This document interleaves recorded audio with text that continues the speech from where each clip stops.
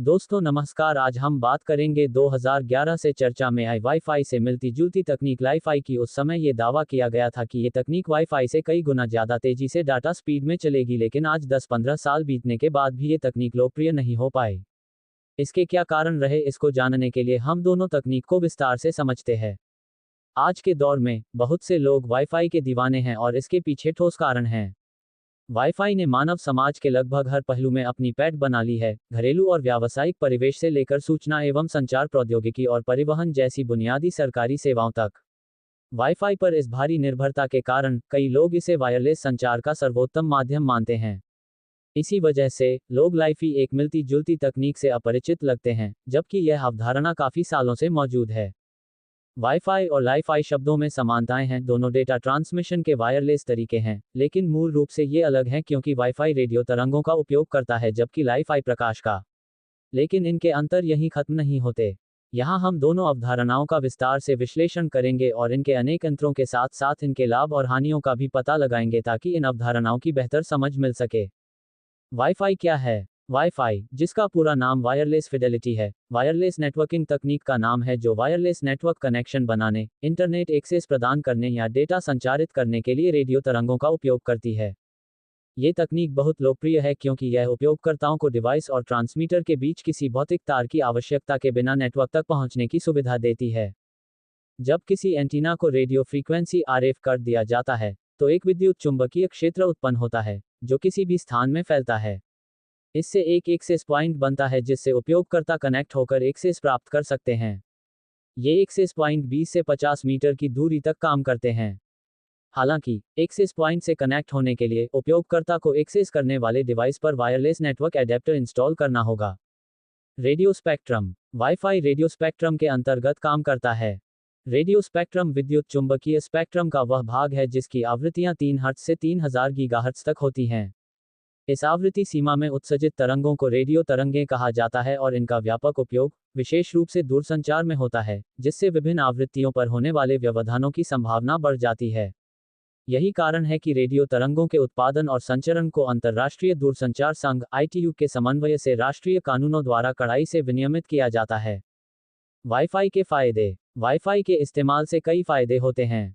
Wifi के आविष्कार से पहले इंटरनेट से जुड़ने के लिए उपयोगकर्ताओं को ईथरनेट केबल के जरिए मॉडेम से भौतिक रूप से कनेक्ट होना पड़ता था, जो कि भारी और असुविधाजनक होता था। दूर से, जैसे कि कार्यालय के किसी कोने से, इंटरनेट एक्सेस करने के लिए बहुत लंबी केबलों की आवश्यकता होती थी, जो कि महंगी साबित हो सकती थी। अतिरिक्त कनेक्शन के लिए भी अतिरिक्त केबलों की आवश्यकता होती थी, जो कि उतनी ही महंगी होती थी। वाईफाई ने स्थानीय नेटवर्क और इंटरनेट एक्सेस करने के लिए सर्वरों से भौतिक कनेक्शन की आवश्यकता को समाप्त कर दिया। वाईफाई के माध्यम से स्थापित कनेक्शन वायरलेस होते हैं, इसलिए उपयोगकर्ता लगभग किसी भी स्थान से एक्सेस कर सकते हैं। और क्योंकि रेडियो तरंगें दीवारों को भेद सकती हैं, उपयोगकर्ता स्रोत से 20 से 50 मीटर के दायरे में वाईफाई कनेक्शन का आनंद ले सकते हैं। इसके अलावा वाईफाई के माध्यम से इंटरनेट एक्सेस करना आसान है। आपको बस एक इंटरनेट सेवा प्रदाता ISP चाहिए जो इंटरनेट कनेक्शन प्रदान करे और एक वाईफाई राउटर चाहिए जो एक्सेस पॉइंट प्रदान करे। यही सरलता वाईफाई इंटरनेट एक्सेस की व्यापक उपलब्धता का मुख्य कारण है। वास्तव में, आजकल आपको वाईफाई हॉटस्पॉट से मुक्त क्षेत्र खोजने के लिए काफी दूर जाना पड़ेगा। वाईफाई के नुकसान। वाईफाई के कई नुकसान भी हैं। इनमें से एक ये है कि वाईफाई कनेक्शन अक्सर असुरक्षित होते हैं। इसकी सुरक्षा में कमी का मुख्य कारण इसका व्यापक सिग्नल रेंज है, जिससे नेटवर्क को 20 से 50 मीटर के दायरे में एक्सेस किया जा सकता है। इससे दूसरों को भी नेटवर्क तक पहुंच मिल जाती है, जब तक वे इस रेंज में रहते हैं। यहां तक कि पासवर्ड से सुरक्षित होने पर भी दूसरे लोग नेटवर्क को हैक करने का प्रयास कर सकते हैं, जिससे सभी निजी डेटा असुरक्षित हो जाता है। इससे निपटने के लिए अधिकांश लोग अपने डेटा की सुरक्षा के लिए उन्नत तकनीकों का उपयोग करते हैं। हालांकि इन तकनीकों में भी कुछ कमजोरियां होती हैं जिनका फायदा उठाकर डेटा तक पहुंच प्राप्त की जा सकती है। इन्हें लागू करना भी बहुत महंगा होता है। वाईफाई कनेक्शन का एक और नुकसान यह है कि इसके सिग्नल अक्सर भरोसेमंद नहीं होते। ऐसा इसलिए है क्योंकि रेडियो फ्रीक्वेंसी बाहरी रुकावटों से प्रभावित होती हैं। इन रुकावटों के कारण कनेक्शन में कई तरह की समस्याएं आ सकती हैं, जैसे कमजोर सिग्नल, खराब रिसेप्शन या कनेक्शन का टूट जाना। इसके अलावा वाईफाई कनेक्शन वायर्ड कनेक्शन की तुलना में स्वाभाविक रूप से धीमे होते हैं। आमतौर पर वायरलेस कनेक्शन की स्पीड 1 से 54 Mbps तक होती है, जबकि वायर्ड कनेक्शन की स्पीड 100 Mbps या उससे अधिक होती है। लाइफी क्या है? दृश्य प्रकाश संचार VLC पर प्रारंभिक शोध सितंबर 2009 में फ्रॉनहोफर इंस्टीट्यूट फॉर टेलीकम्युनिकेशंस द्वारा प्रकाशित किया गया था, जिसमें एक मानक सफेद लेड का उपयोग करके 5 मीटर की दूरी पर 125 मेगाबिट्स पर सेकंड की डेटा दरें प्रदर्शित की गई थीं। 2010 में DMT मॉड्यूलेशन प्रारूप का उपयोग करके संचरण दरें पहले ही 513 मेगाबिट्स पर सेकंड तक बढ़ा दी गई थीं। 2011 के अपने टेड ग्लोबल टॉक के दौरान एडिनबर्ग विश्वविद्यालय के मोबाइल संचार विशेषज्ञ प्रोफेसर हैरल्ड हास ने हर प्रकाश से वायरलेस डेटा की अवधारणा पर चर्चा करते हुए लीफाई शब्द पेश किया। दूसरी ओर लाइफी मौजूद है। लाइफी, जिसका अर्थ है लाइट फिडेलिटी, एक उभरती हुई तकनीक है जो डेटा संचारित करने के लिए रेडियो तरंगों के बजाय दृश्य प्रकाश संचार VLC तकनीक का उपयोग करती है। लाइफी में लेड बल्ब जैसे सॉलिड स्टेट लाइटिंग SSL का उपयोग डेटा संचारित करने और इंटरनेट या वायरलेस नेटवर्क तक पहुंच प्रदान करने के लिए किया जाता है। ये प्रकाश स्रोत ट्रांसमीटर द्वारा उत्सर्जित प्रकाश को मॉड्यूलेट करके किया जाता है, जिसे एक फोटोडायोड रिसीवर द्वारा प्राप्त किया जाता है। ट्रांसमीटर से प्राप्त संकेतों को फिर उपयोगी डेटा रूपों में परिवर्तित किया जाता है, जिसे अंतिम उपयोगकर्ता आसानी से उपयोग कर सकता है। दृश्य प्रकाश की प्रकृति के कारण लाइफी द्वारा प्रदान किए गए कनेक्शन आमतौर पर उसी स्थान तक सीमित होते हैं जहां वे प्रदान किए जाते हैं।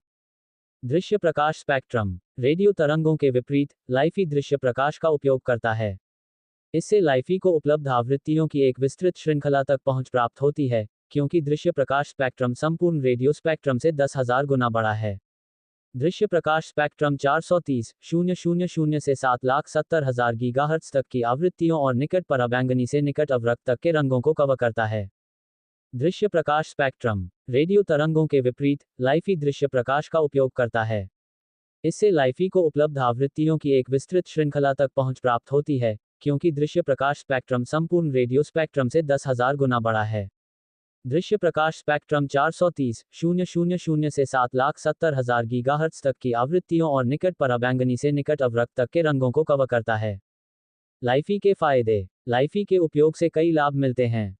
इसका एक सबसे बड़ा लाभ इसकी दक्षता है। लाइफी VLC तकनीक का उपयोग करता है, जिसमें उच्च दक्षता वाले लेड बल्बों का इस्तेमाल होता है, जिससे ऊर्जा की खपत कम होती है। इसके अलावा इसमें केवल चालू लेड लाइटों की आवश्यकता होती है, जो अधिकांश घरों और अन्य प्रतिष्ठानों में पहले से ही मौजूद होती हैं, जिससे इंस्टॉलेशन लागत में भी बचत होती है।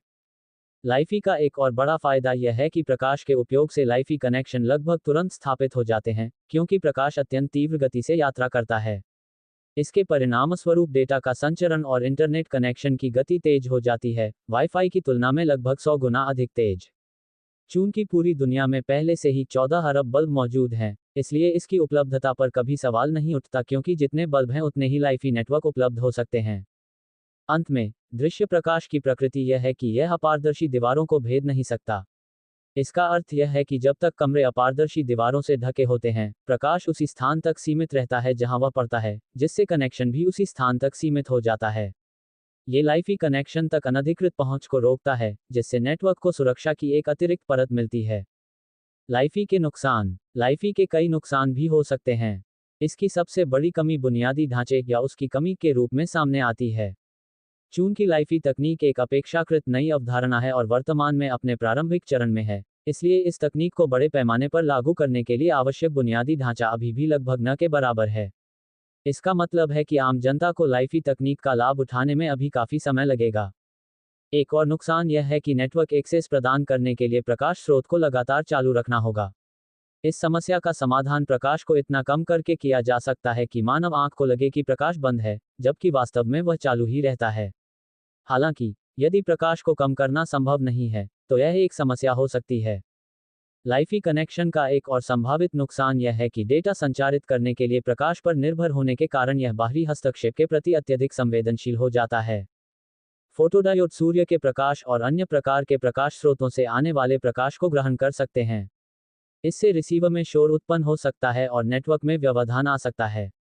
अधिकांश लाइफी सिस्टम में शोर को फिल्टर करने के लिए फोटोडायोड उपकरणों पर एक ऑप्टिकल फिल्टर लगाया जाता है, ताकि रिसीवर केवल ट्रांसमीटर से आने वाले संकेतों को ही ग्रहण कर सके। अंत में, लाइट बल्बों द्वारा उत्सर्जित सिग्नल की सीमित रेंज के कारण लाइफी सिस्टम का उपयोग करते समय उपयोगकर्ता गतिहीन हो जाते हैं। हालांकि बड़े स्थानों में कई लाइफी सिस्टम स्थापित करके इस समस्या का समाधान किया जा सकता है, जिससे लाइट बल्बों की संख्या के बराबर कनेक्शन बन जाते हैं। निष्कर्ष, वाईफाई और लाइफी की तुलना करते समय दोनों में से किसी एक को चुनना बहुत मुश्किल होगा, क्योंकि दोनों के अपने अपने फायदे और नुकसान हैं। इसीलिए एक अलग सोच अपनाकर इन तकनीकों को अलग नजरिए से देखना जरूरी है। लाइफी सिस्टम के बारे में एक बड़ी गलतफहमी यह है कि इसे वाईफाई को पूरी तरह से बदलने के लिए बनाया गया था। चूंकि मौजूदा बुनियादी ढांचे का अधिकांश हिस्सा पहले से ही आरएफ तकनीक के लिए बनाया गया है, इसलिए उस पूरे बुनियादी ढांचे को बदलकर नई तकनीक को लागू करना बहुत महंगा और थकाऊ होगा। इसी कारण से लाइफी को एक पूरक तकनीक के रूप में देखा जाना चाहिए, जिसका उद्देश्य मौजूदा तकनीक के प्रदर्शन को बेहतर बनाना और वाईफाई कनेक्शन प्रदान करने के लिए उपयोग किए जाने वाले पहले से ही भीड़भाड़ वाले रेडियो स्पेक्ट्रम को राहत देना है।